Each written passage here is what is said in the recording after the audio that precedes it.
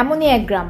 এখানকার মেয়েরা যতই চেষ্টা করুক না কেন বিয়ের জন্য তারা অবিবাহিত ছেলে খুঁজে পায় না। তাই এই সুন্দরী মেয়েগুলি বাধ্য হয়ে বিবাহিত ছেলের সঙ্গেই বিয়ে করে নেয়। তা না হলে যে এই সুন্দরী মেয়েদেরকে সারা জীবন কুমারীই থাকতে হবে।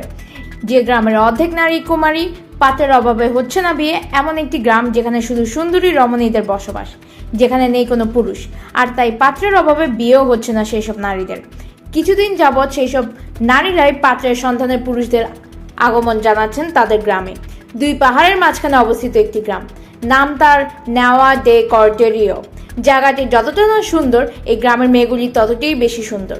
এখানে বসবাসকারী যুবতীরা এই প্রথমবার নিজের যোগ্য সঙ্গীর খোঁজ শুরু করেছেন। তবে সত্য হলো, বিয়ের পর বরকেও যে তার সঙ্গে থাকতে হবে।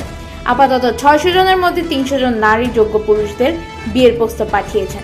গ্রামে থাকে দেওয়া সত্ত্বে যে পুরুষ রাজি হবে তাদের সঙ্গে বিয়ে করবেন তারা, কারণ তারা গ্রামের বাইরে বিয়ে করবেন না। আবার সেই গ্রামেই নেই কোনো পুরুষ, তাই যেসব পুরুষরা তাদের সঙ্গে ওই গ্রামে বসবাস করবে, সুন্দরীরা তাদেরকেই বর বানাবে। এমনই সত্য সেই গ্রামের মেয়ে। বলছি দক্ষিণ পূর্ব ব্রাজিলের নোয়া ডে কর্ডেরিয়া গ্রামের কথা। এই গ্রামের বাসিন্দা 600-রও বেশি নারী, মাত্র কয়েকজন নারী বিবাহিত, তারাও কখনো গ্রাম ছাড়েনি। সপ্তাহের শেষে মাত্র 2 দিনের জন্য তাদের স্বামী গ্রামে আসেন। ব্রাজিলের এই গ্রামের নারীরা বিয়ের জন্য উন্মুখ হলেও পাত্রের সংকটে তা সম্ভব হয়ে ওঠে না।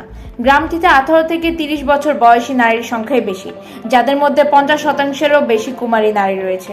এই গ্রামের নারীদের বিয়ের জন্য অবিবাহিত ছেলের সন্তান পাওয়া এক গাদা খড়ের মধ্যে সূচ খোঁজা মতোই কঠিন কাজ। এখানকার মেয়েরা যতই চেষ্টা করুক না কেন বিয়ের জন্য তারা অবিবাহিত ছেলে খুঁজে পায় না।